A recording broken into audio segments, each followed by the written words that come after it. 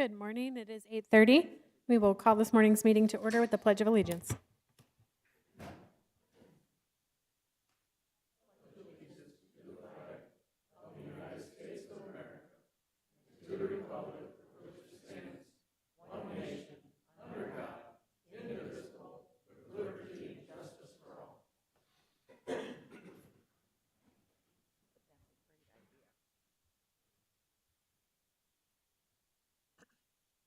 Item number 3 on the agenda is an invitation for a citizen to schedule time on the commission agenda for an item not listed. Just a reminder, it's a 5-minute time limit per person, and anyone wishing to speak during this agenda item must sign in prior to the start of the meeting. We do have one on this morning's sign-in sheet, Jeanette Gibbons.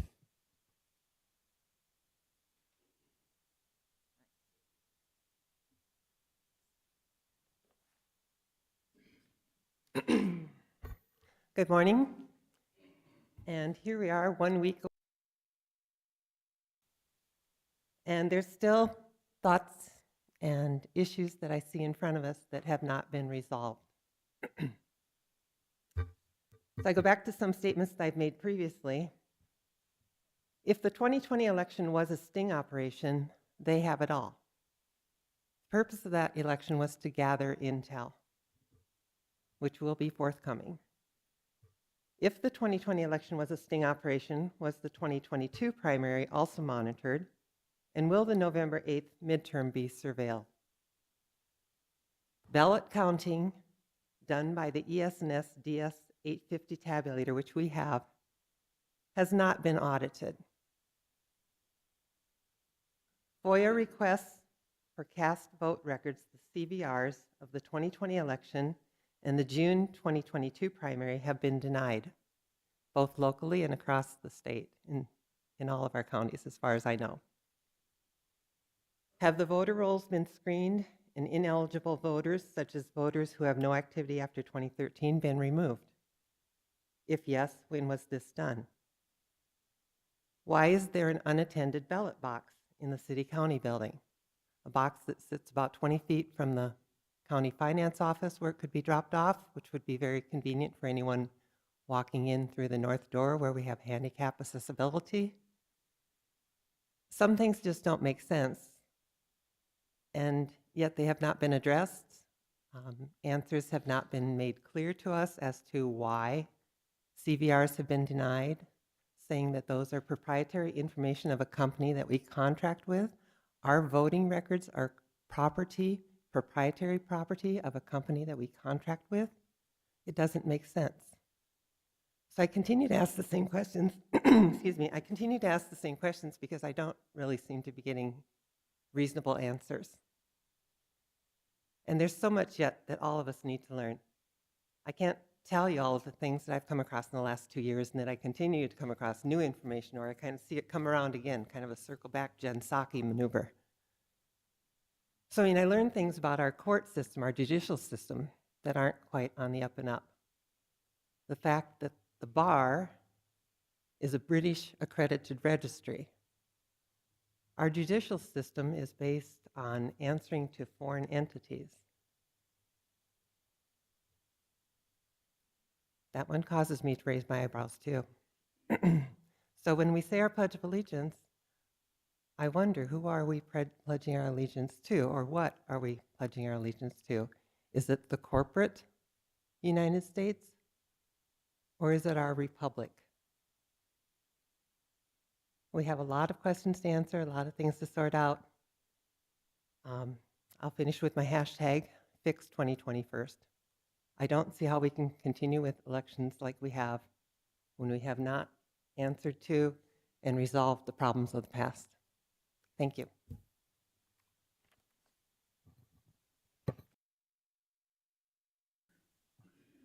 Moving on to item number 4, approval of the agenda. Is there any additions, corrections, discussion on the agenda? Hearing none, all those in favor signify by saying aye. Actually, is there a motion to approve? Sorry. Move approval. All those in favor signify by saying aye. Aye. Aye. All opposed, same sign. Motion carries. Item 5, consent agenda items. We have approval of the minutes, approval of travel requests, approval of personnel action notices, approval of cellular authorizations, approval of the human services report. Is there a motion to approve? So moved. Second. Excellent. You asked for the speakers to be turned up over your heads. So now I don't have to holler? I appreciate that. Now I can hear. Any further discussion on the consent agenda items? Hearing none, call the roll, please. Pierce. Aye. Bartley. Aye. Jensen. Aye. Krogman. Aye. Boersma. Aye. Motion carries. Item 6, routine business. We have approval of the claims. Are there any items that we should note on the claims? All right. Actually, yes, there are. It was part of my staff report, thank you. Yep. We have received several requests for commission projects funds. Elkton Fire Department, White Fire Department, and United Way. So those claims will be approved when you approve this motion shortly. Any questions? Just, I did notice that that line on for the commission projects is way over on the, Because we haven't supplemented it yet, I'll be talking about the supplemental budget notice, supplemental budget resolution in my staff report. So you'll see that that will be covered once we get that done, and that will take place at our next meeting on the 15th. and that'll take care of these also. Yes. Thank you. All right. With that, is there a motion to approve the claims? So moved. Second. Any further discussion? Hearing none, call the roll, please. Bartley. Aye. Jensen. Aye. Krogman. Aye. Pierce. Aye. Boersma. Aye. Motion carries. Item 6B, department head reports. We'll start with the Department of Equalization.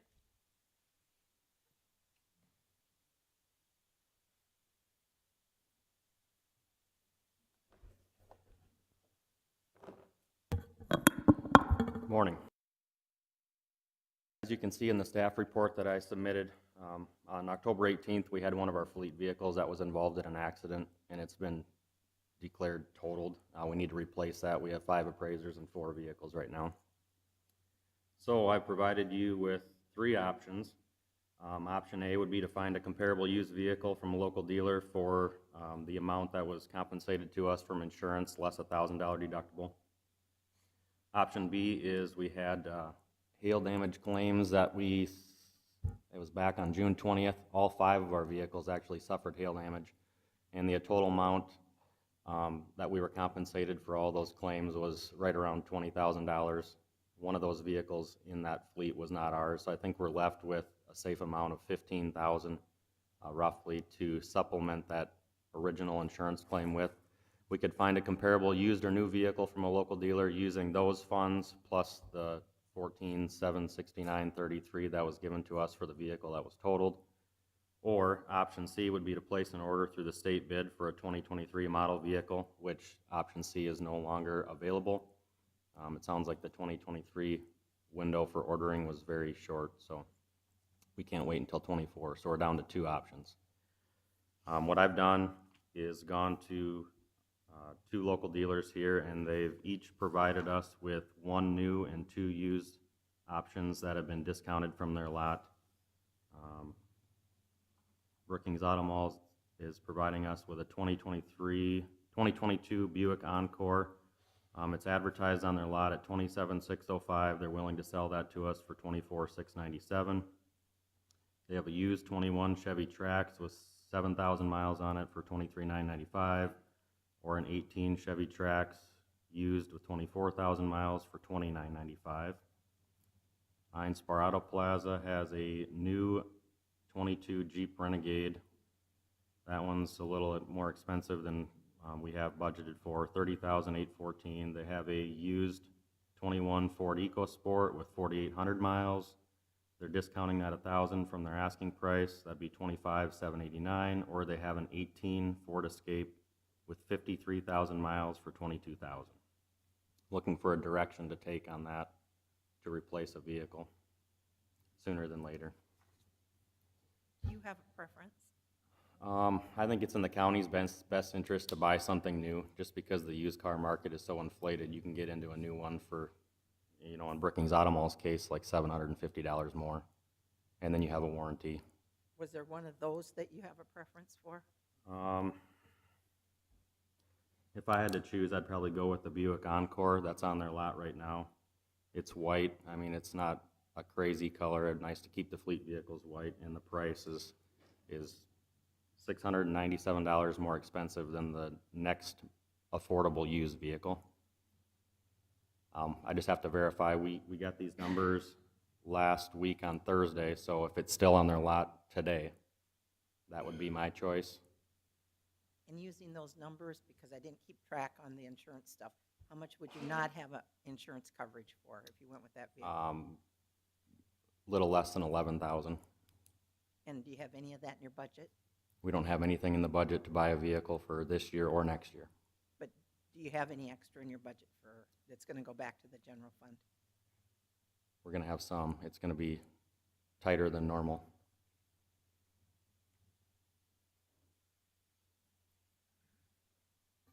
So you said 11,000 extra. So what was the price of that Buick?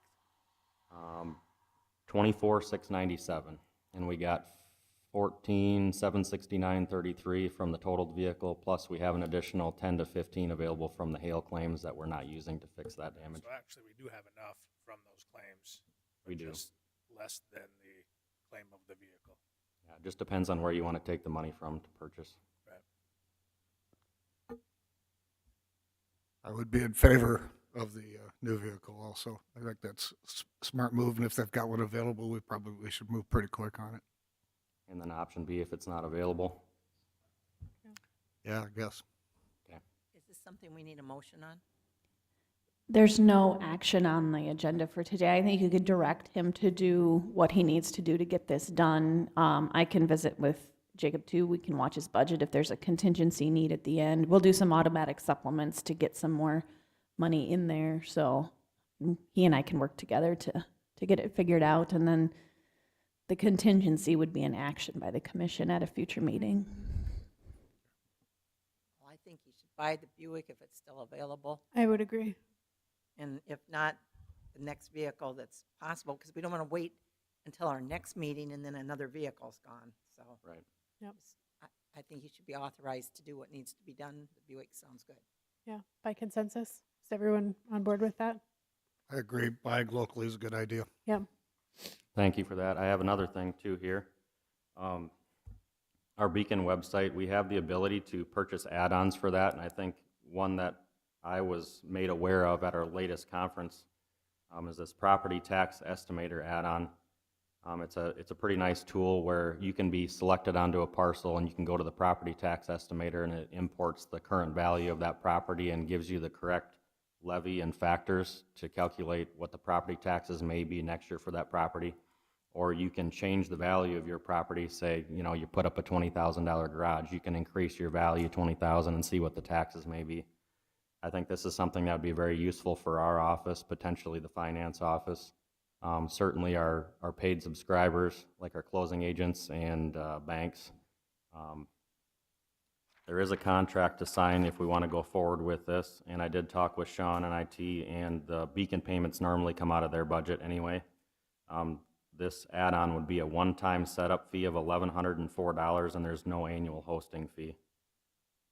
We would just need to provide Beacon with our current levy sheet with our factors and levies for the different options there, but again, looking for your blessing to go forward with this, or if it's something that you don't think would be necessary, I'm fine either way. But I think it would be a pretty nice tool for our office to use. We're doing all those calculations manually now, so. And it doesn't impact any cost for the subscribers? No. And would that come out of Sean's budget then? Yeah, he said the normal Beacon expenses do come out of his budget. Does he have money? And so subscribers would have access Yes, to that same tool. yes. Subscribers and county and city users, everybody that has a free account plus the paid subscribers would have access. I think that's a nice tool for the public to use, Mhm. because I wouldn't understand all the levies to apply those different factors. So I'm in favor of it. Same. Plus We I- can take a look at Sean's budget too. I mean, again, if it's, what, did you say, $1,100? Yep, $1,104. Yeah. I mean, if it's there, we'll use it. If not, that much contingency isn't an issue, so. Great. Thank you. Thank you. Any other questions for Jacob? All right. We'll move on to the Highway Department.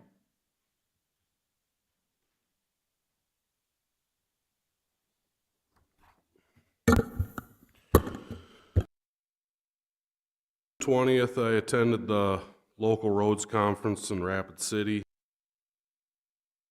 We also started making some preparations for winter, just to do the availability of making sure we can get parts if we do need any. So I've been working on that. Striping is finished, and continuing with the mowers. Wrapped up the Sinai Bridge, did our fencing work out there. Big one here we're kind of working on this week with the contractor is the Bruce Bridge that we're doing the rehab on, or the preservation, I mean. Over the next week, a lot of that stuff is done as far as the backfill goes. We are working with the contractor. We're going to lay the asphalt so we can get that bridge temporarily open for the winter. And then next spring, it'll have to be closed down again. And a lot of that has to do with the restrictions on the work that we're doing. You have to maintain a certain ambient temperature to do that low slump deck overlay. And we know we ain't going to get that this fall, so we will have to continue that work next year in order to get that done. Any questions on that? I'm hoping that bridge will be open by the end of the week. Hoping. Because next week sounds like the temps are going to kind of lock us down on that, but wrapping that up, get it opened, and then it'll be closed again next spring to finish that work. And on the 27th, I toured the new Minnehaha County Highway facility. That was quite the endeavor they took on there. I don't know if that's, we need something that elaborate if we're ever to consider building a highway facility, but that is a pretty impressive layout they have down there. So that's what I got. Commissioner Pierce. When we did the road and bridge tour and went up to look at the area where the Bruce shop was, Yeah, Commissioner Jensen kind of enlightened me on where to look for that stuff. So as far as locating the pins, I haven't done. I need to get out there and do that. once you saw where it's going to be, are you going to be able to do what needs to be done for the extra length on the shop? We've got pretty ample room up there. I haven't really had a chance to dive into it 100% yet, but kind of wrapping up everything with FEMA also on that too, because there's some funding out there that'll be available to make sure we can add on that extra length at no cost to our taxpayers. When are you thinking the shop would go back up? I'm hoping next year. So what I'm really getting at, how's the equipment going to be stored this winter? We're making arrangements, working with other departments. We've all, I think you guys all knew, we stored equipment in the weed department building, which is heated, and we've utilized some of our cold storage areas, which we know we're down one there, but we are making adjustments and arrangements to make sure that we can get our equipment in to a heated facility. I do have fuel available up in Bruce, but there again, that's just to kind of use as the day goes on. But as far as storing that machine, it'll be in Brookings. Commissioner Bartley. I have a question on going back to the new highway shop. When did they build that? Was that in the last 5 years? That actually was started this summer. It was, okay. Any idea what their budget was on that? There again, I don't think we need anything of that scope. Well, I but understand. That was roughly about 14 million. About 14 million.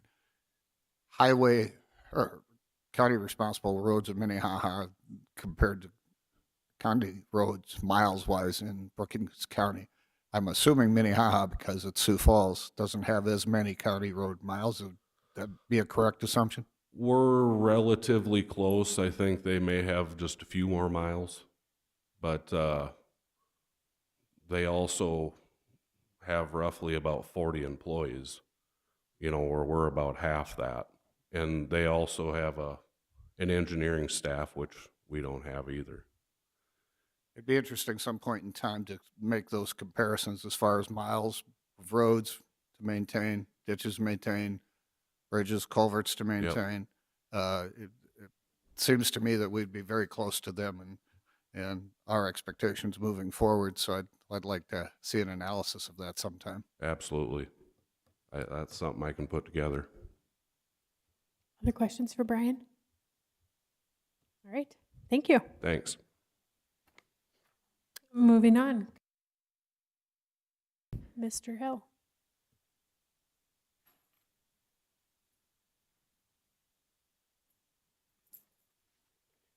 Good morning. Morning. I submitted a staff. There would be, I did talk to Region FEMA, or the FEMA Region 8, a mitigation specialist. They called, wanting to know mainly about the May 12th storm, but then I got to talking about the new FEMA map and the introduction of it. And I explained to them some of our concerns about the culverts and what exactly method did they use to calculate and all that. So when they do have their meeting coming up, I thought it was going to be this fall, but I don't know for sure. Maybe they said that would be a good time, that he was going to pass those questions on to them, and maybe they'd be a little more prepared to help answer the questions when they got here. So, and new stuff, United Living Center, they requested a tabletop exercise by the end of the year. Me and Richard will work on that and make sure we assist them there. November 10th, there's a PPCC meeting. November 17th, Local Emergency Planning Committee meeting. I go on the radio station every Tuesday. I'll be leaving here about 9:10. There is a zoning meeting tonight, and later in the agenda, in case I'm not here, there's a pre-disaster mitigation plan, a whole series of things on that. And that's a plan that we update every 5 years. It is multi-jurisdictional. We include the whole county and all the municipalities in that. Any questions? Thank you. Thanks, Bob. We'll move on to the Sheriff's Department.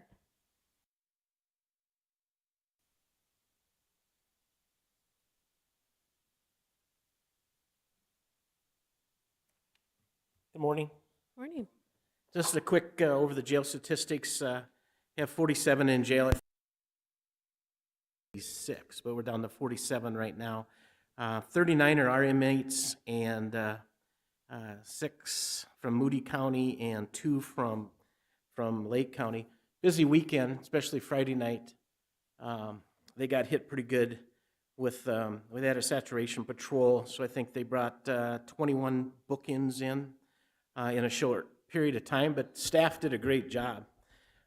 Considering that our records management system went down, and we had a mental health crisis, one of the inmates, so but we were staffed good, and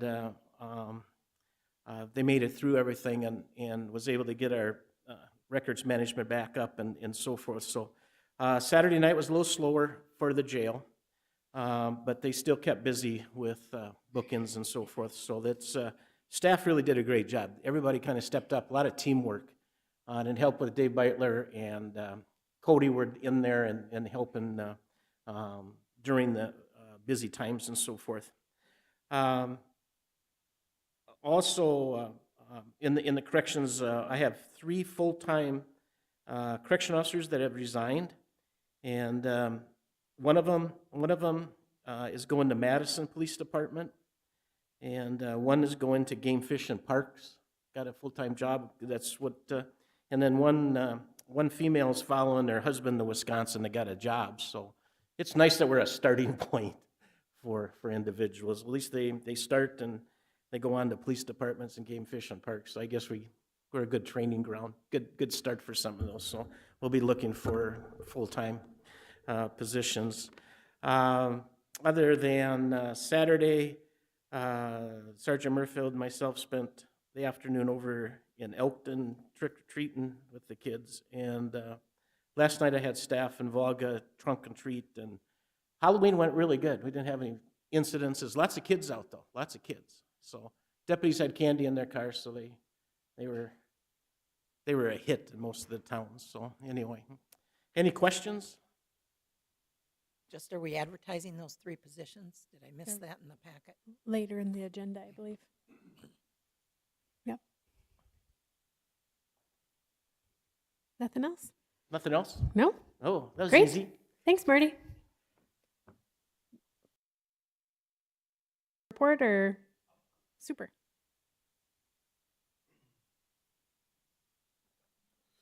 Morning. Just wanted to give you guys some numbers. We had 150 through the 65 in the archery, 85 in the gun range. Since our last commission meeting, we had 18 events, one of which the 2 interns that we hired, or Game Fish Parks hired, that are working with us in the city, they put on a pumpkin carving contest with, they had about 45 college kids come out to the facility, and then they carved pumpkins and shot archery, so that was good to see. I have a meeting with David Parker this Friday on that trailer, the decoy trailer that we were talking about. We're just going to go over some logistics, look at some graphics, and then hopefully we get that in the next month or so. We're about halfway through the smaller league that we did, just another in-house league that we did with the people that are in our league in the winter months. They wanted a shorter one, so we did something for them. They seemed to like it. And then our remodel project, we're still waiting on the tops, but we should be able to button that up here in the next month too, I hope. Any questions for me? That's all I had. Thank you. No. Thanks, Dustin. We'll move on to the finance office. Lori?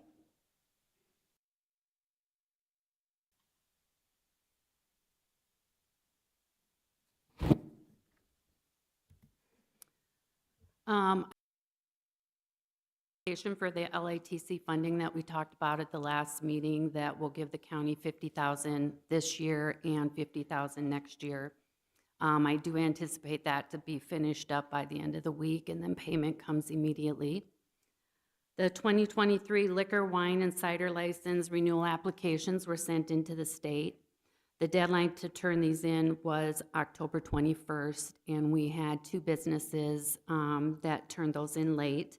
One is scheduled on the November 15th meeting, and the other one is on the December 6th meeting. I did want you to know that we did receive a letter from a business asking that we keep them in mind if there ever is a new license come open. They currently hold a malt beverage, wine, and cider license, and they have been keeping their license in good standing. So I think it's important you know there's somebody out there that wants one. Real estate taxes are now delinquent. Interest is 8.33% monthly. We will send out reminder letters next week to those that have not paid. And then at the end of the month, we begin our work for the delinquent tax list for the papers. So if you don't want to get your name in the paper or unpaying your taxes, you need to get those paid. Election updates. We have had 3,128 ballots cast so far. Voting absentee here in the City County building will end on Monday, November 7th at 5 p.m. And if you are confined due to a sickness or disability, you can use an authorized messenger to vote. The deadline to request an absentee ballot using an authorized messenger is 3 p.m. on Election Day. General election is again on Tuesday, November 8th, and we here in Brookings County use vote centers, which allows you to vote at any of the polling locations, making it more convenient for the voters. Our locations are the Brookings Activity Center, the Bethel Baptist Church, Holy Life Tabernacle, Aurora Little Hall, Elkton Community Center, the White McKnight Hall, the Bruce Community Room, and the Volga Community Center. We will be having our election school on Thursday, November 3rd at 10 a.m. and 2 p.m., and then again on Friday, November 4th at 10 a.m. And tabulator testing will take place on November 7th. It's a Monday at 9 a.m. in the conference room next to the finance office, and anyone can come and watch that. That's all I got. Any questions for Lori? All right, thank you. It is 9 o'clock. We will move on to our scheduled. A is a 9 a.m. discussion on the creation of a fire district with a presentation by Trevor Keating from Arlington Fire and Ambulance. Why don't you guys come on forward and you can introduce yourselves for the public record as well. Good morning. I'm Jay DeVries with Arlington Ambulance. Arlington Ambulance. And I'm Trevor Keating, the fire chief for Arlington Fire Department. Perfect. I think just to kind of get us started, why don't you give us a little background as to the desire for a fire district and kind of what we're hoping for. So we're actually after not only a fire district, but also an ambulance district. We, over the years, with the increase in cost of running a department, it's become difficult with our funding not being able to be increased through the years and in order to keep up with those expenses. So the city of Arlington, who we're under right now, suggested to us that we look into starting a district. So that's what we're looking at doing. So far we are out getting petitions ran around. We still need some signatures on those. But once we get those filled out, we just wanted to meet with you prior to that, I guess, so that way you understand the reasoning behind it there. But funding is the biggest issue behind it. Our equipment and gear has just been slowly deteriorating or getting older as the years go on. We're just not able to keep that equipment up to par for our members. So what would the fire district, how would that help you with funding and different than what you have going on? Right now, you're receiving funding from the city. Is that City of Arlington? City and townships. Yes. Okay. So why would doing a fire district change that, or what would it do? So with the city, it's a request to increase the funds. With the district, upon creating it, we can set a tax levy based on the budget that we see fit for our department.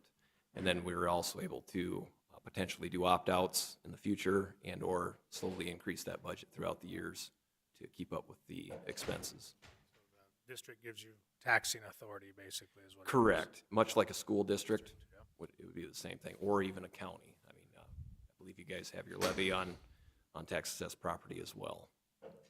So it'd be very, very similar, if not. To a road district. Yes. Does Kingsbury County supplement your budget at all? Kingsbury County does not. You guys are very, very good at supplementing money to the, for example, the Brookings County Firefighters Association, and the Kingsbury County has a much more limited budget, population-wise and tax levy-wise, on their residents over there. How does that work when you have a district? And right now, we've got all of those agreements where different departments help each other when there's a fire or whatever. And so you would have taxing authority for, that would apply to what part of Brookings County? So currently, there's already established boundary lines for each jurisdiction, so to speak, of each department. Even with Brookings County and Kingsbury County, each department within there. So us neighboring up against Volga and this district line that's out there. So when a 911 call goes in to the dispatch, they'll pin it on a map, and that map will determine on whose district they're supposed to page out for assistance on that.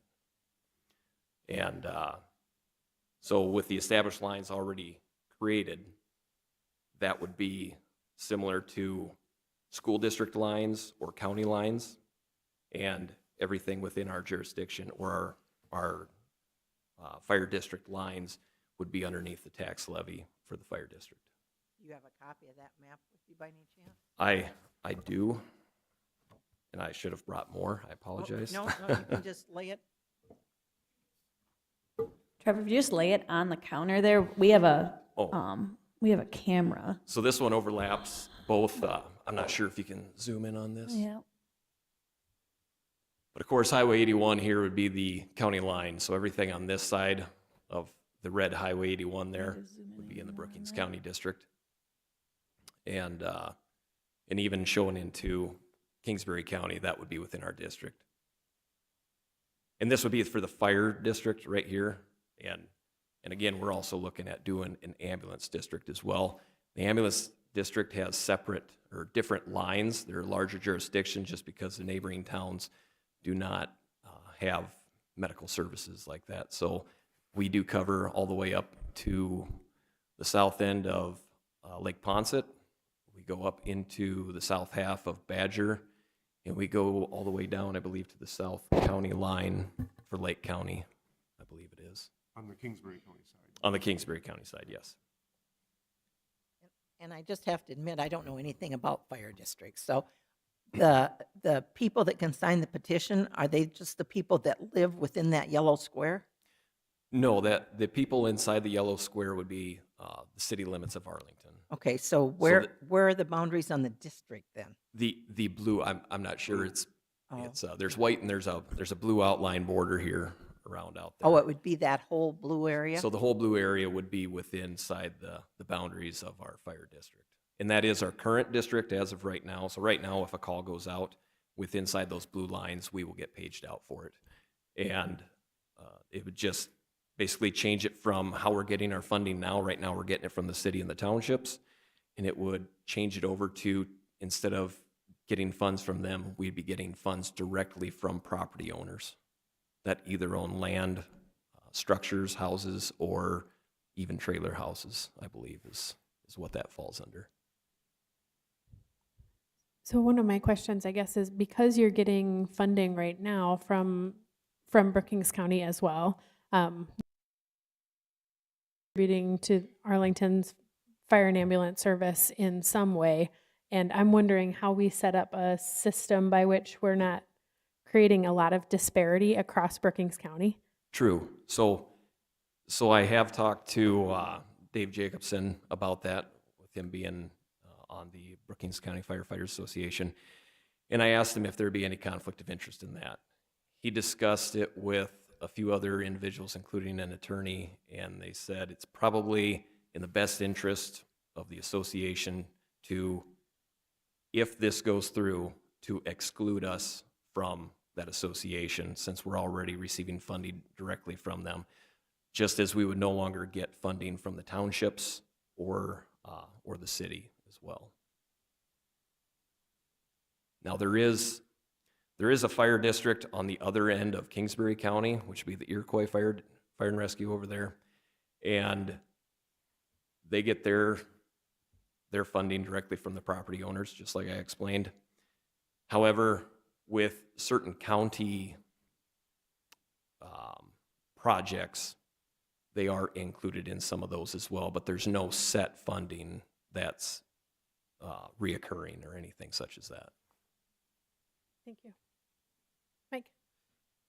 In relationships to the amount of money that you would expect to get out of the district versus what you get out of the city of Arlington now, tell me dollar numbers. I mean, if you're getting $10 out of the city, are you going to get $20 out of the district, or where are you at?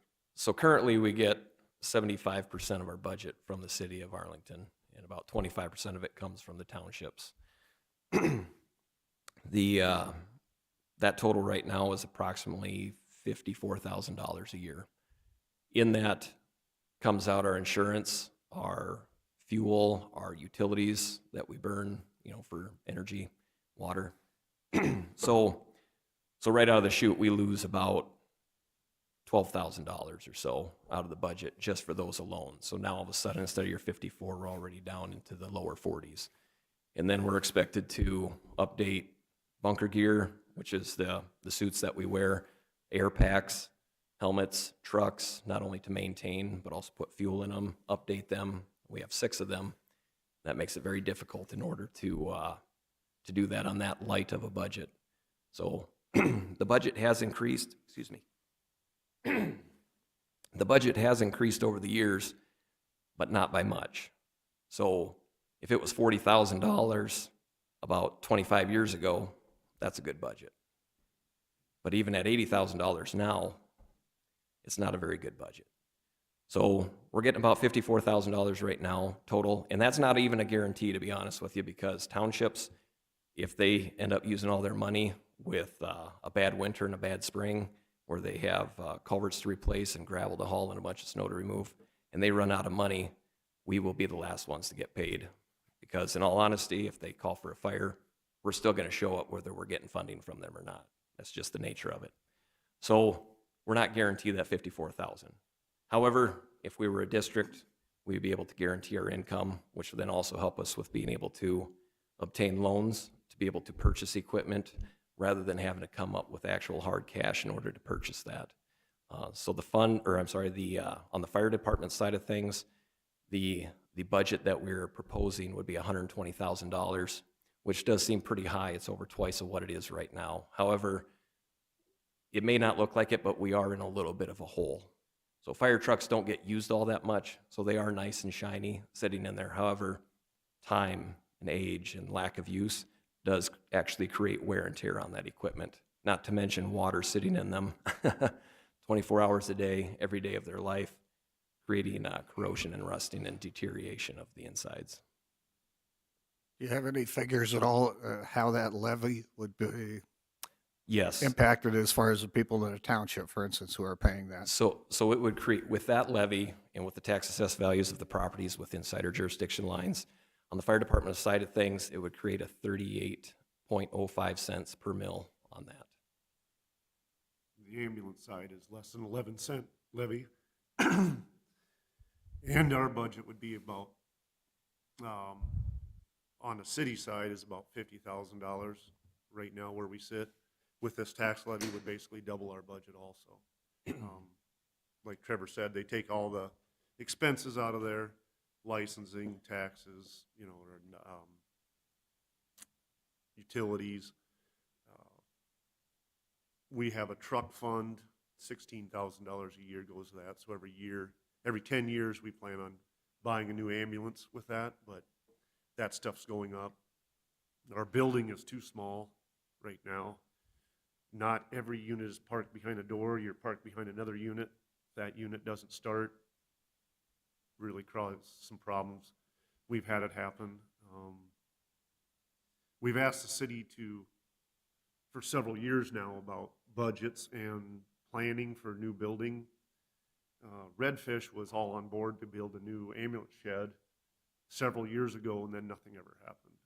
We can't even get them to put a little layaway of any type of money set aside for planning, building a building in the future. There's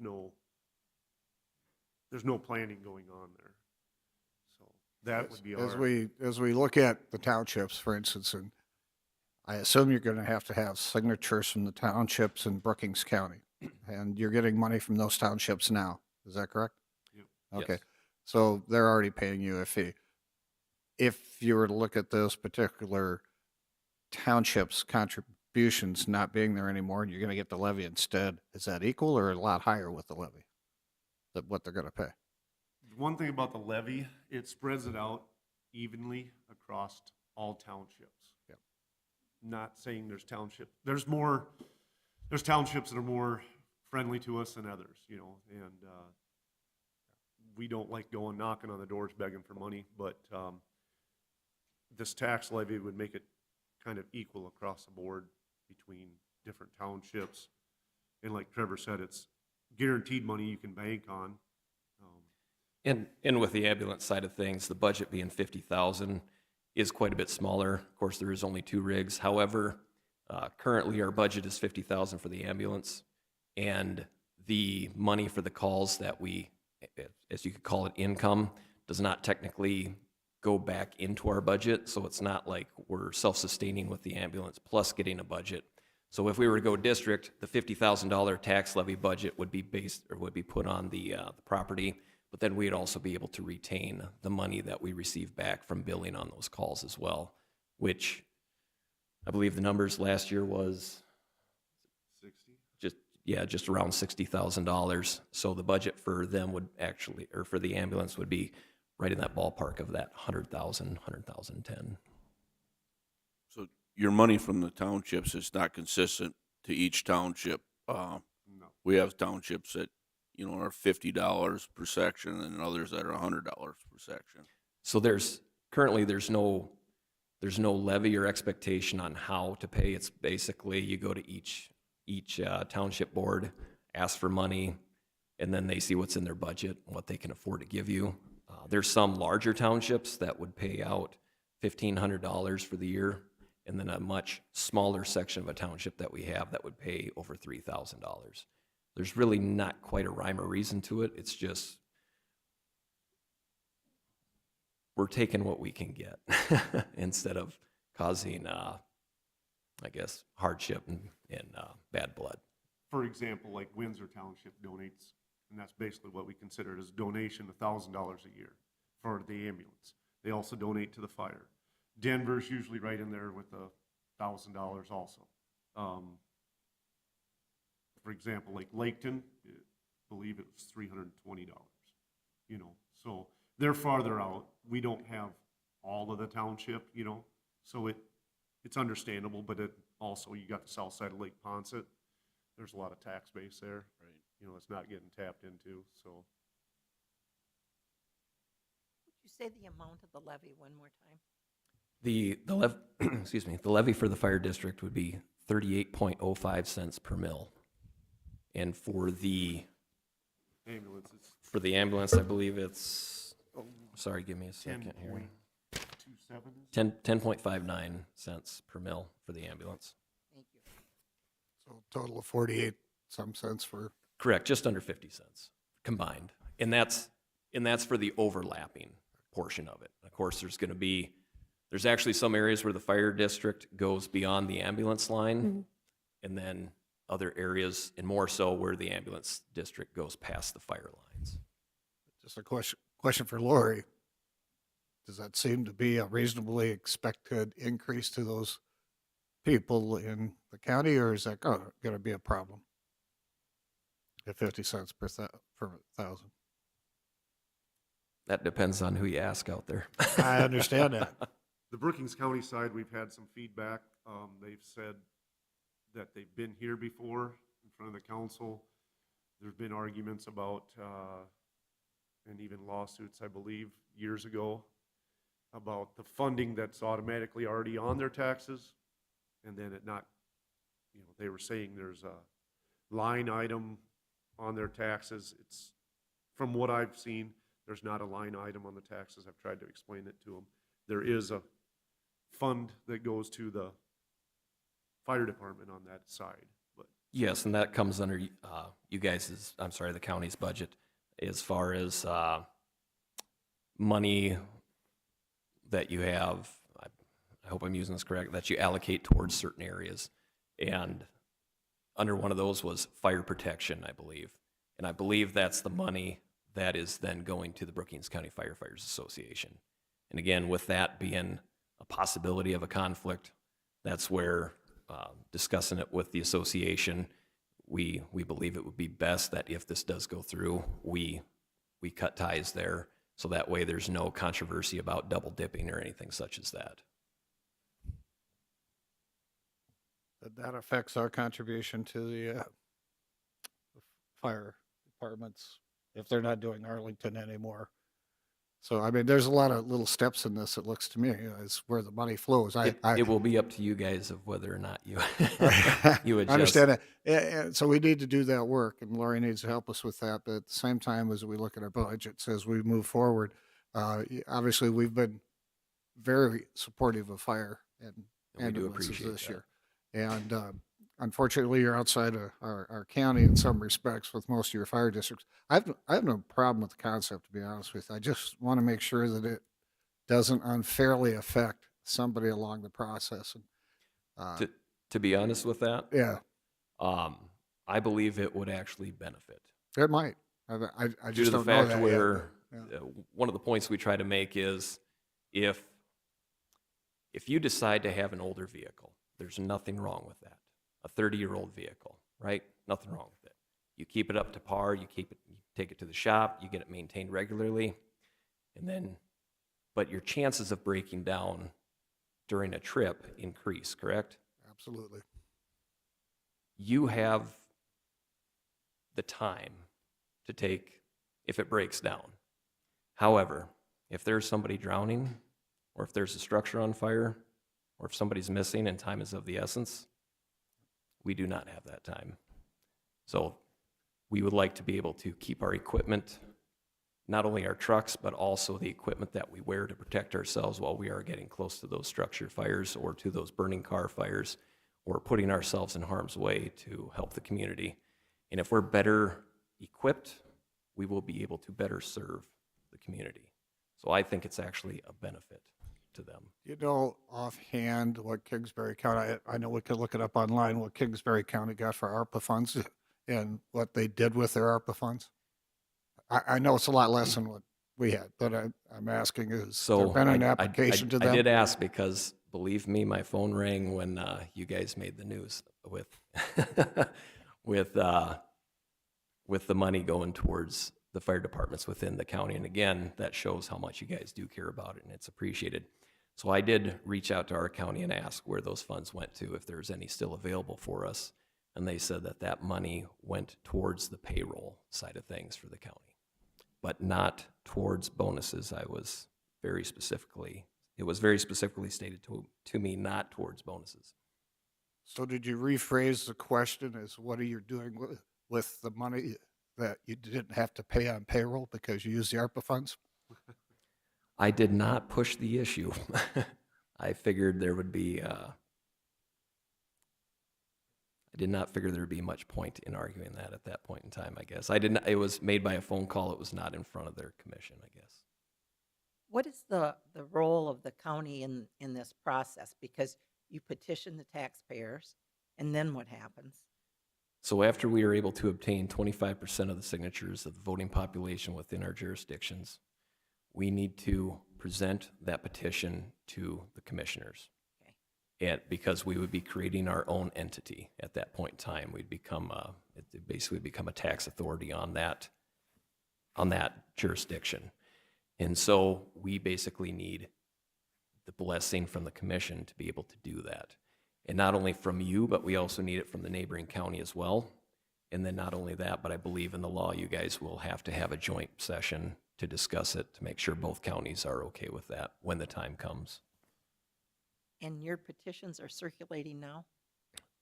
Correct. We've been going out to the country first, just because I figured that's going to be where we're going to have the most pushback, because there's a big argument about where the majority of the fires are and where the majority of the danger is. Out in the country, they say, well, it's obviously in the city. The structures are closer together. You have a higher population.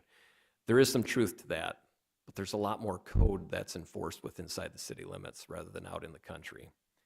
And it seems like the majority of our fires are actually out in the country. Now, whether or not they're structures or whether or not they're equipment or car accidents or whatever the case may be. But one of the biggest pushbacks that I've had, which has not been very much, surprisingly, is it's the actual ag land. That's the biggest pushback. Is they say, well, if my land burns, it's not an issue because my land is still there. I can dig it up and replant it. If a house burns, it's gone. And they have insurance on their land, and why should we have to pay so much? Because it will be the same 38.05 plus the 1059 on 1 acre of ag land as it is on 1 square foot of a house, so to speak. So that's the biggest problem so I live out in the country, and anyone can look up my tax base, but I believe my tax assessed value on my property is about $360,000. So my taxes would obviously go up somewhat substantial in some cases, or some people's opinion. But that would be almost the same as per every quarter of ground out there. And that's where the farmers or the ag landowners are not as thrilled about it, because it would be like them owning several several different quarters would be like owning several different houses and paying that tax that many times over. However, again, looking at it from a levy side of things, tax assessed value is tax assessed value. I was driving around getting signatures on this petition in Brookings County. Usually you sat there and talked to the residents for a half an hour each time. Everybody I sat there and talked to signed, except for one wife that didn't have her husband there because she wanted him there. But other than that, everybody signed the petition. I've had one phone call with a certain person that wouldn't sign it for fire, and I said, well, I'm ambulance, so I'll let them deal with that. But there's, you know, everybody wants coverage. One thing we want to tell them, but we can't, because that's up to you guys, it's up to the city, it's up to the townships, is that their taxes would go down on that side of it. We can't guarantee that. In theory, they could, but everybody's got room for more gravel on the township roads or more snow plowing. You know, there's always places to go with this money.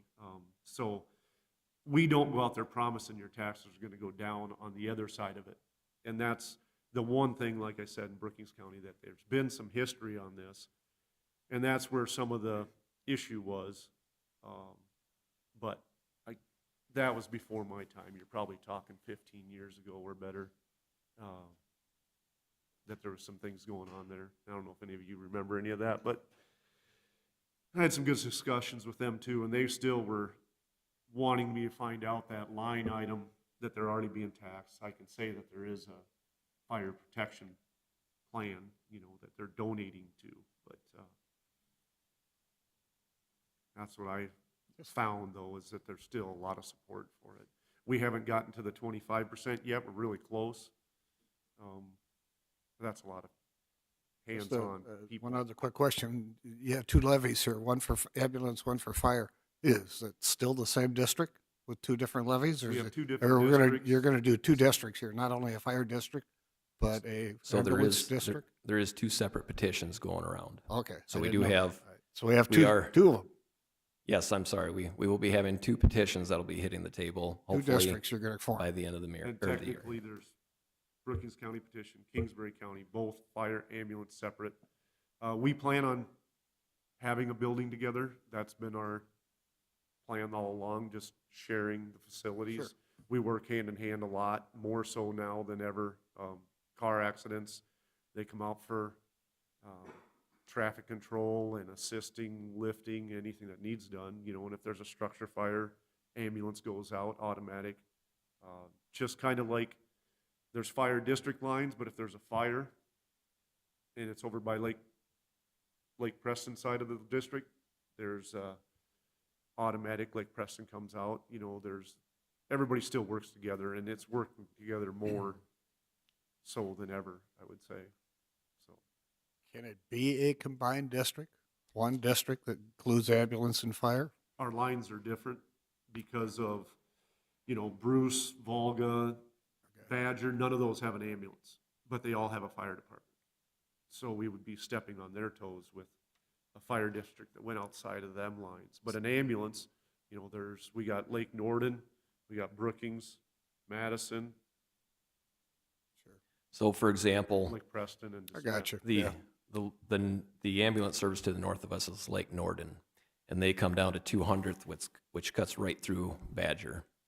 So if we were to join our departments into one and have one jurisdiction, we would have to bring our line up to that, which would be the main street of Badger, which is right out in front of their fire hall, which would not make too much sense. So we did consider it, but with the large, I believe we cover, on the fire side of things, we cover about 140 square miles of property. And the ambulance side, I think, covers closer to, what is it? Is it 250 or even closer to 300? It's about 100 more than that. So Yeah, about 250. So they have about 100 more square miles that they cover.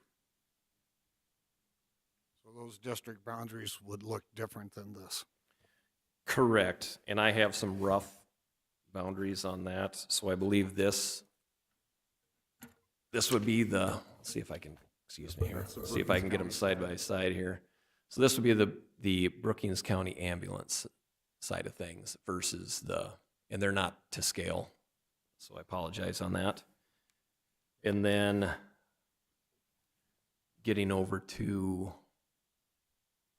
the Kingsbury County side, they do not have as nice maps as you have, so bear with me on that.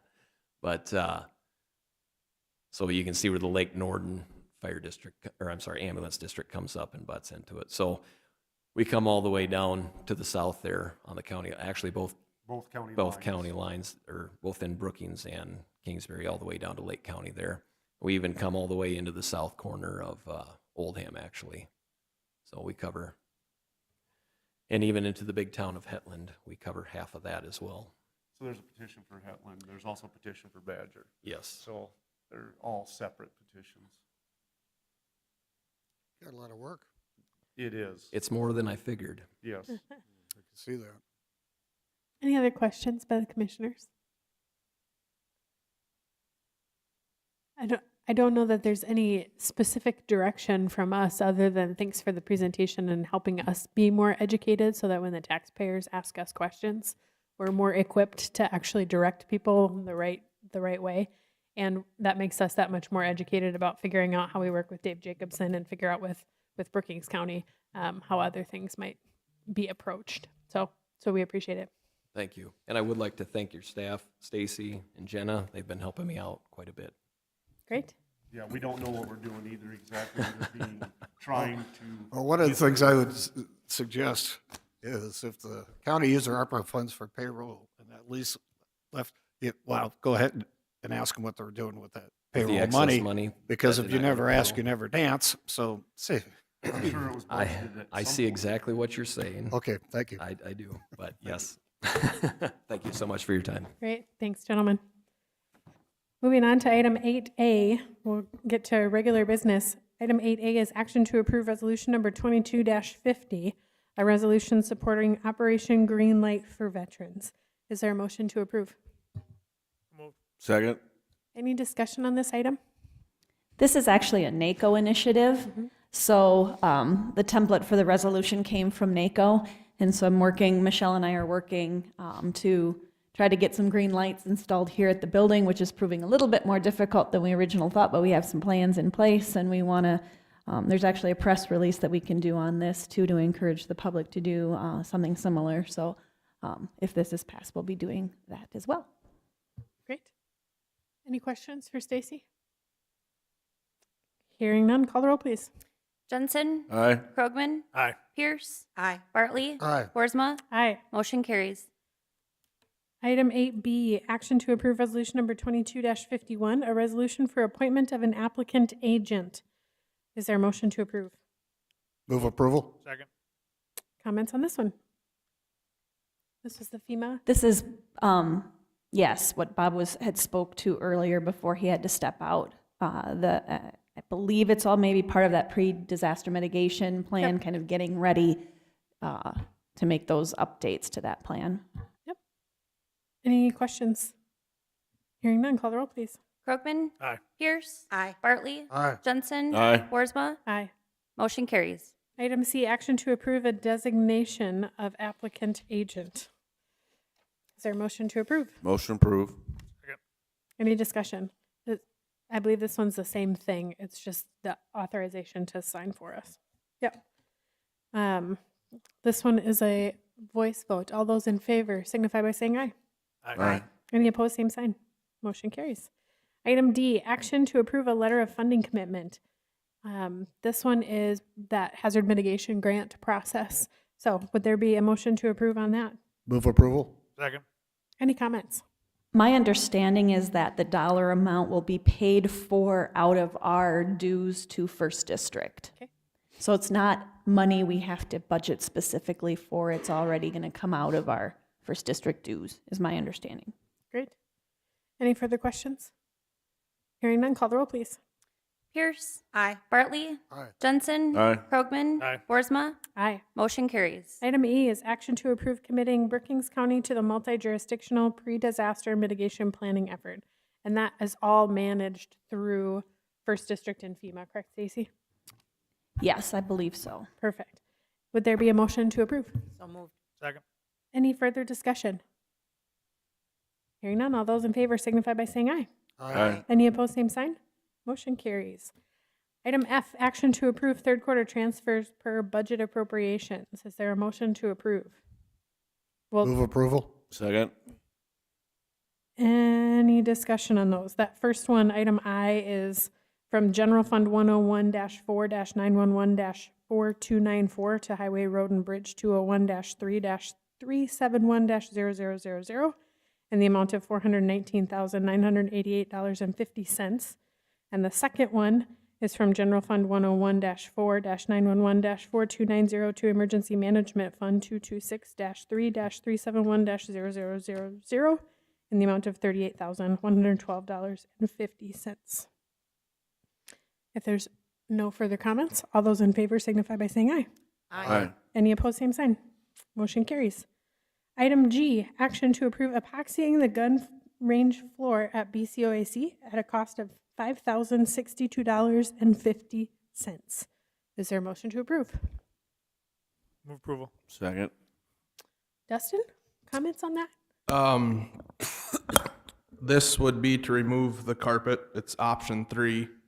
I did get a quote for all the rooms, and we were planning on, I was going to present this to you guys next year, but with the cost of everything going up, and we did save a little bit of money by doing some of the remodeling stuff in-house, I was going to try to get it done this year, and he said he would honor this price.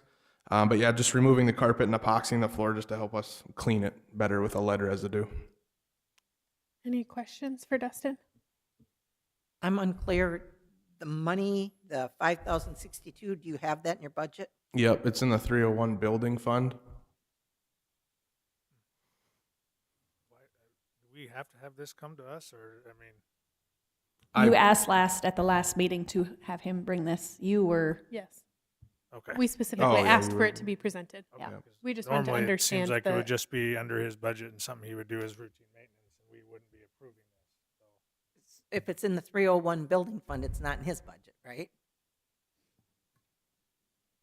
it still is technically his budget. He helps determine that line item in that budget. Okay. It's not something that I do. It's something he requests and we put it in there. So his dollar amount, he has that within his specific budget line in the 301 fund. Any further discussion? Hearing none. Call the roll, please. Bartley? Aye. Jensen? Aye. Krogman? Aye. Pierce? Aye. Boersma? Aye. Motion carries. Thanks, Dustin. Item H, action to approve a donation to the Christmas Kids and Cops program in the amount of $500 from the Commission Public Relations budget line. Is there a motion to approve? So moved. Second. Any discussion on this one?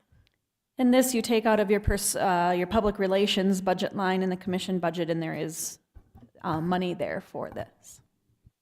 Super. Any further comments or questions? Hearing none, call the roll, please. Jensen? Aye. Krogman? Aye. Pierce? Aye. Bartley? Aye. Boersma? Aye. Motion carries. Item I is action to approve a request to fill vacancy for a full-time correctional office in the for a full-time correctional officer in the sheriff's office. And this one, I believe we're going to. We're going to do two. Two That of would be my ask, is to make this two. I know Marty said he had three, but one of those, it was part-time. So I reached out to Kristen Quick, and the part-time just has kind of an open, rotating vacancy opening, but these would be for two full-time. So item I, as an amended, would be a request to fill vacancy for 2 full-time correctional officers in the sheriff's department. Is there a motion to approve? Motion approved. Second. Any further discussion? Hearing none, all those in favor signify by saying aye. Aye. Any opposed, same sign. Motion carries. Item J, action to approve the revised employees' policies and procedures personnel manual to go into effect January 1, 2023. Is there a motion to approve? So moved. Second. Comments, Stacy? I had this in front of you at the last meeting to go through kind of the major revisions that we had made. This is now in front of you for approval. Again, just a reminder, it would go into effect January 1. Some of the changes that were made reflect changes that were made in the union contracts too, that also go into effect January 1. Commissioner Pierce? Sorry, Go ahead. Okay. Commissioner Pierce. We talked about changing 6.0.5 to read per pay period instead of per week. That was at the request of one of the department heads.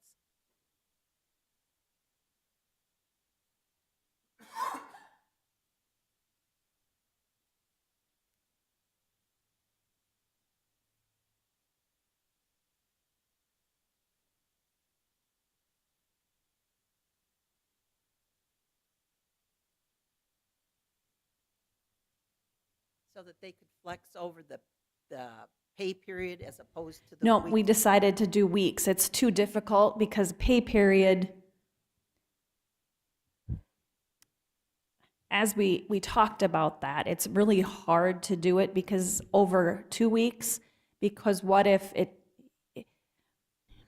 you flexed the second week of the pay period, let's say you had a bunch of extra, you can't pre-flex, like you can't work 35 hours in the first week. You should have to have had your hours worked already before you flex. So it's hard to do it from over a 2-week period. And then it's a specific 2-week period because you're dealing with the payroll. So I mean, we could, because it's all salaried, but you'd have to, if you're looking at timesheets, you might have, I don't know, I guess just gets confusing with that. If you try to flex it in that second week and then it's all of a sudden it's a new pay period and you've already worked 48 hours this week, well, then you can't flex those 8 hours into the new pay period. That's why we were talking about So- within 1 2-week pay period, because like the sheriff's deputies, for example, or correctional officers, if they're working 12-hour shifts in a variety, theirs is over a 2-week period, I believe. Correct, Marty? And so if we can do it with the sheriff's department, I'm not sure why we couldn't figure out how to do it with salaried employees. We could certainly try it. I But think it has to be within the same period, the same pay 2-week pay period. period. And the issue that the department head brought up is maybe there's some event this week that's taking place in that department. And that department head is working more hours that Mhm. week, but there's no opportunity to flex but why would it hurt to spread that out over the pay period as opposed to just the one So they would just have to know that if that event was in week 2, Right. then you may have, and say they're going to work Yep. 48 hours in week 2, then they're only working 32 hours in the week prior. So that's going to have to, show up they're going to have to know that. My thing is, what if that event only ends up taking up them 4 extra hours and now they're short hours in that week? And that's working. PTO. and they use vacation time. Yep. Okay. We can try it. We can certainly try it. I think it provides more flexibility as long as people understand that it's within the same pay period. That's, yeah. And a huge part of employee satisfaction retention long-term is understanding that for salaried professional employees, some measure of flexibility has proven to be really effective. Yeah, we can definitely make that change. Pay period.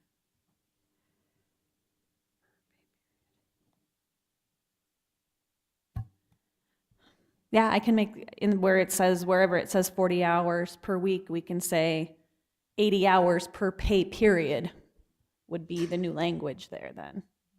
I think so. Any objection? I've got a question. We're changing it, we're gonna implement it, we're gonna hand out handbooks. Is there gonna be a training period for all the employees? So we don't have employees say, well, I never even knew that. Just like we just had a training section here with everybody here discussing it. Mhm. I think each department needs to have a person present this. And when they receive they need to acknowledge what is in that handbook. Kristen and I can certainly go through and do all of the major changes other than just some language, minor verbiage changes. And we could go around to each of the departments, or we could train the department heads if they want to do it themselves. Or Kristen and I could go around and do that. I don't have an issue with that. I think in the past, it was best that the HR explained it instead of the department head. Just to make sure it was consistent every time. Correct. Yep. When's the next health fair? We have not been doing them because the city no longer wants to hold the health fairs, so it's a lot for just the county to do them on our own. So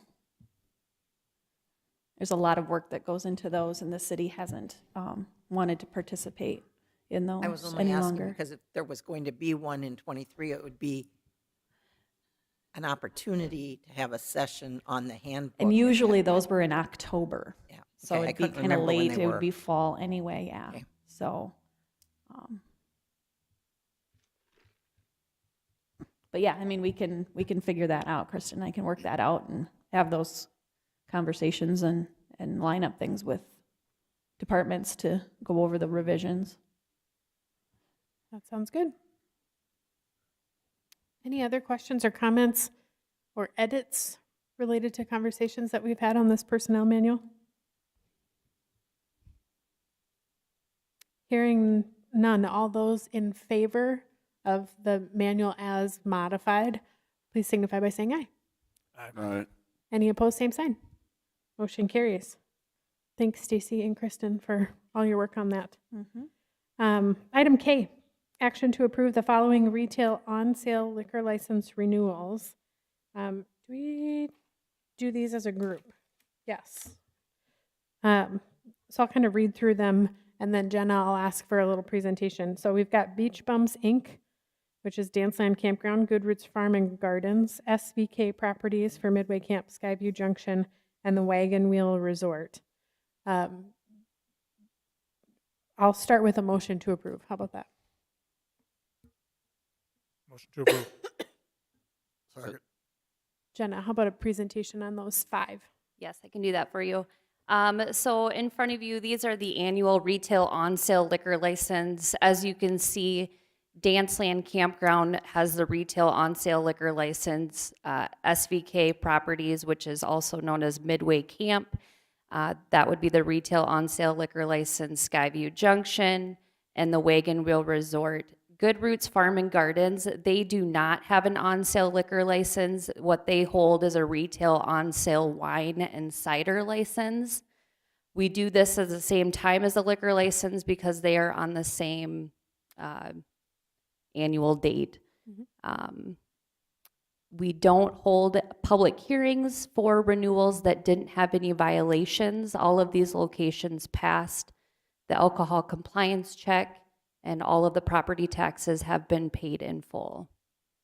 So these 5 represent all businesses that are in good standing, turned everything in on time, passed all of their compliance checks, and that's why they're before us in a group today. Yes, that is correct. Any further discussion on these 5? Commissioner Jensen? Jenna, Yes. should it be on Danceland Campground? It's not Elkton Township. Is that You're right. Should be Madera Township. right? Thank you. I would just be curious if the sheriff wanted to add anything.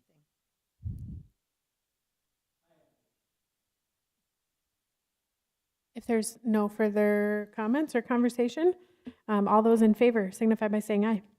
All right. Any opposed, same sign. Motion carries. Madam Chair, before we Yes. move on to the next item, so we have 2 people or 2 entities that would have been in this group, but they filed their applications late. Is that correct? Yes, that is correct. At the next meeting, you will be seeing the Brookings Country Club. There was some signatures that were missed on the application, so having to go back and forth with him created me missing the deadline for Stacy to get it into the packet to you guys. But you guys will be seeing that at a later date. And then I was asked to by Smokin's Pub and Grub to put them on the December 6th agenda to take action on their application. So And then we have another entity that has sent a letter indicating that they would be interested I just wonder why we wouldn't reopen those for applications again. So if there's somebody else that's interested, we're looking at all the applicants as opposed to just picking these dates and letting people come in late. I think that's a very fair question. So which ones do you want to open up? The ones that were late? The two late ones. Those, ju- yeah. What if- ABR? And what's our advertising? Arlington Beach? Arlington Beach Resort? Yes, you're right, Stacy. The other one that you do not see on there is Arlington Beach Resort Cusbins. You will also be seeing them on the next agenda. We are having to hold a public hearing for them because they failed the alcohol compliance check. So at the next meeting, in your packet, you'll be taking action on, if you wanted to, the Brookings Country Club, and then we'll hold the public hearing for Cusbins. Just seems to me that to go ahead and say that if you submit your application late, you automatically get one, even though we got somebody else that's interested if there's a license available. It seems to me we should be just advertising again, people submit their applications, and then we can decide.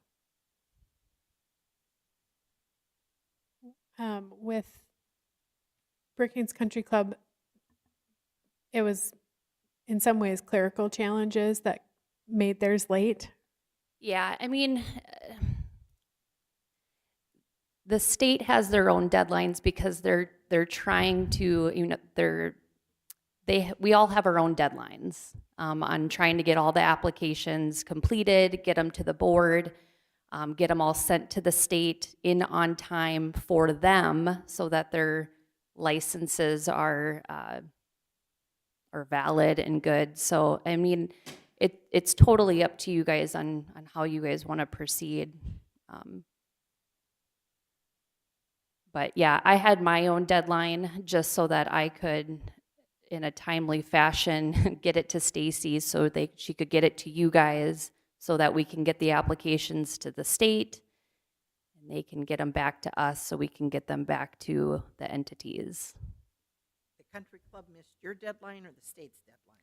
The country club and Smokin's both missed my deadline. So it's not the state deadline per se, it's our publishing deadline. Yeah. I mean, I'm supposed to have all the applications to the state by, I believe, November 21st, which is why I wanted to have all the applications into you guys today, minus Cusbins, because we had to hold the public hearing because they failed the alcohol sting. Might be appropriate in the future for us to establish X number of days ahead of the state's deadline instead of it being arbitrary and on Jenna's part. If we, as a commission, say the deadline is 30 days prior or whatever is appropriate, then it Believe Jenna's, takes that ambiguity out of it. well, I believe Jenna's date is published in the letter letting applicants know that their renewal is up on this date. Correct? Correct. Yeah. So it is published for them and they all get a letter letting them know that. I'm not quite clear how we let people that are not a current license holder know that the process is going on, and if they're looking for a license, now is the time to make an application. How do we do that? We really if there's don't. one available. Right, unless there's one available, then we're required to publish it in the papers that there's one available. However, not everybody reads the newspapers. So not everybody is aware that there is one available.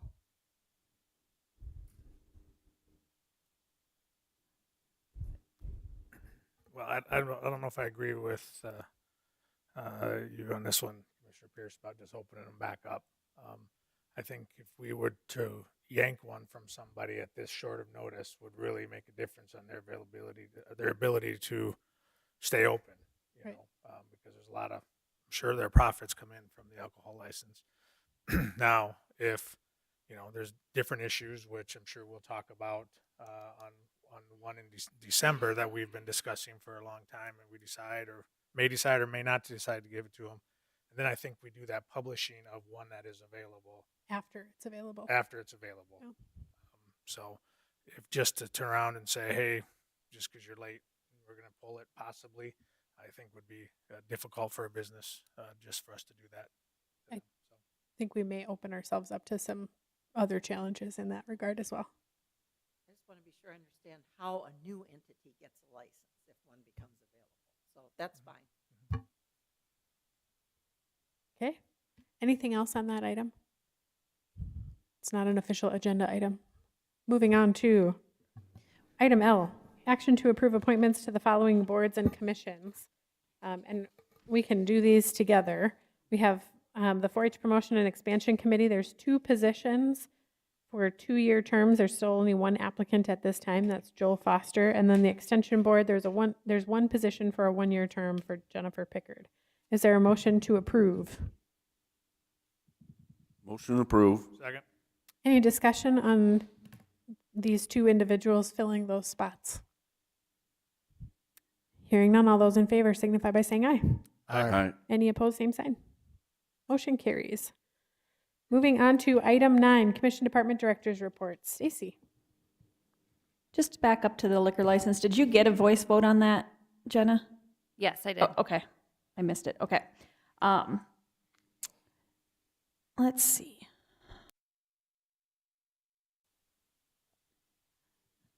So the first thing I want to talk about, I handed out the notice of hearing for supplemental budget. This morning, it was sitting in front of you, just to kind of go through what that's doing. That notice is in the paper in the next couple weeks, and then we'll be taking action on a resolution on the 15th. The first, that $70,000, that's actually for sheriff's radios. If you recall, we've been setting aside, designating money annually over the past few years, and Sheriff Stanwyck made that purchase this year then for those radios, so we need to supplement his budget back to cover the cost of those radios. The commission projects, the next one is the commission projects line. The 4.3 is approximately what the commission approved when we had those discussions on what we were going to spend that money on this year, because I don't know, some other expenses still may come in before the end of the year, and I wanted to make sure we had enough money in that line to cover those. For instance, like the 1.2 to Brookings Behavioral Health, I think we just need to get that claim cut to them here. So I wanted to make sure that we had everything covered in case additional fire departments came in. If and when end of year comes and that hasn't spent, it'll roll into fund balance, and then we'll have to designate those funds into its own line, and I think the finance office has all those lines prepared, ready to go for us.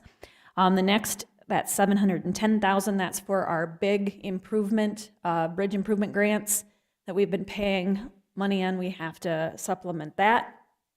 And then the last one is the 301 fund, the building fund for the various roof projects that we've had this year. So that's that. So we'll be seeing, I kind of wanted to give you a heads up on what's coming down the line here. The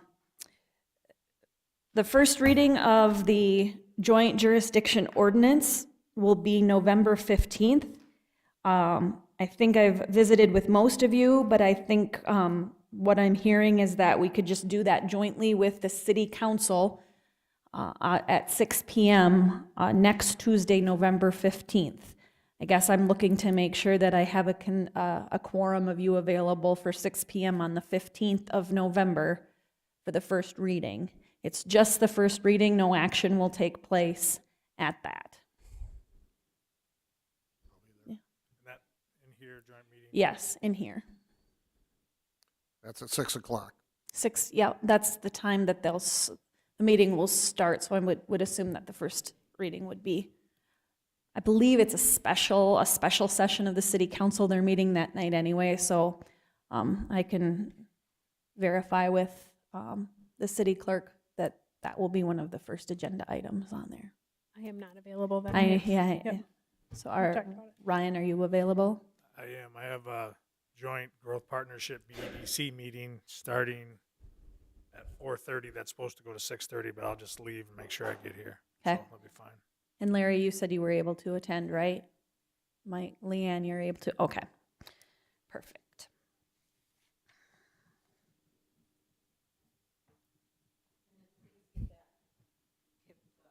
First reading is on the 15th. When would the second reading be?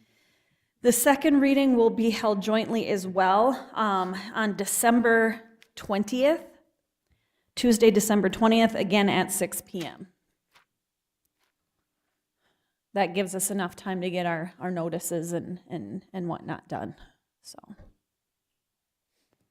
And that one is where you will be taking action, so again, if have all 5 of you there if possible, hopefully that's far enough out. And that one is a full public hearing Yes. and Yeah. public comment. Yep. I did hand out the agenda for the next Sioux Valley Commissioners meeting. I need to RSVP for that here in the next week or so. Do you know if you plan to attend? That's over in Kingsbury County at DeSmet. No? Yeah, Mike? Yes? It's the 16th. Wednesday, the 16th. Yes. Yes, Ryan? Larry, do you plan? Okay. We finalized our calendar for 2023, which we discussed, I think, a little bit at the last meeting as well. So that is included. I think what I'll do, the colors in the PDF tend to get a little distorted. So what I'll do is maybe hand some of those out, just hard copies here. Put them in your boxes in my office. A couple other things I did hand out. I know County Development Director Robert Hill had mentioned, I think at the last meeting, about filing for party status with the Navigator Heartland Greenway LLC CO2 permit. That information came through. That was a handout that our party status was approved. You may have all received this individually, but the Mayor's Awards, Holiday Celebration Mayor's Awards, Thursday, December 1st. That's out at the Swiftel Center. You do need to RSVP for that. I can, it's a little ways out yet, December 1st. If you know you plan to attend, I can sure RSVP for you. Otherwise, you can do that. Mike's gonna go, yes? Does anybody else know? Angie? Yeah, I'm gonna go. Ryan? I will if Larry, do you know? Yes? I'm going, but I already RSVP'd. Okay, perfect. Okay. And then, other than that, I think I just had the dates, the upcoming dates of things. Hobo Day Parade and the festivities. Had a beautiful day for Hobo Day this past Saturday. The canvass of the election is next Thursday, November 10th. We're going to meet here at 8:30 here in the chambers to do the canvass. I think we already put the agenda out for that at the end of last week, you saw. So I'll need to make sure that at least 3 of you are here Thursday, November 10th to do that. If you cannot attend, please let me know. Then the next day is Veterans Day and the offices will be closed. We have the 10-county meeting in Kingsbury County on the 16th. Then Thanksgiving, we're closed Thursday and Friday. The Egg Appreciation Banquet for the Chambers coming up at the end of the month on the 29th. Then also on the 1st, we did add in the Mayor's Appreciation event, but there is also the Annual Innovation Celebration. I think that's what Ryan had mentioned that he needed to be at. So that's going on that same day as well. That's all I have unless you have questions for me. No questions? Super. We'll move on to item 10, State's Attorney's Office. Short and sweet. Item 11, Commissioner reports and discussion items. We'll start with Commissioner Pierce. On October department head evaluations with all of you, and we got our work done. On the 19th, I attended the meet and greet for the new police chief. The issue did come up with election security issues, and I want to thank Dan for the email stuff that you sent out. That was helpful. Thank you. On the 27th, I attended First Bank and Trust 2022 Leadership Focus event, which was excellent. The speakers were just excellent at that. And then on October 29th, I went with the rest of you in the Hobo Day Parade, and thank you, Mike, for the ride. That'd be it. Moving on, Commissioner Bartley. Reviews. I did participate in the Focus event, and I think it was one of the best ones they ever had. It was some really good speakers. The 20th was the jail closeout. We are pretty close to being done with the project. We have a few things that they have to tighten up yet, but we're really close to being finished with that project. And then, of course, the 28th Hobo Day. Appreciate everybody passing out the candy while I rode along in the truck. That's my report. Thank you. Commissioner Jensen.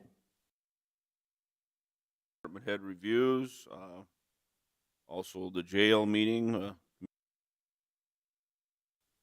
attended the president's breakfast on Hobo Day and then walked in the parade, and it was well attended by a lot of kids, I'd say that. Commissioner Krogman. I was also the 19th. We had design discussions for our offices. That looking at reconfiguring the accesses and stuff like that. So we met here at on the second floor and discussed those. So that was a good meeting.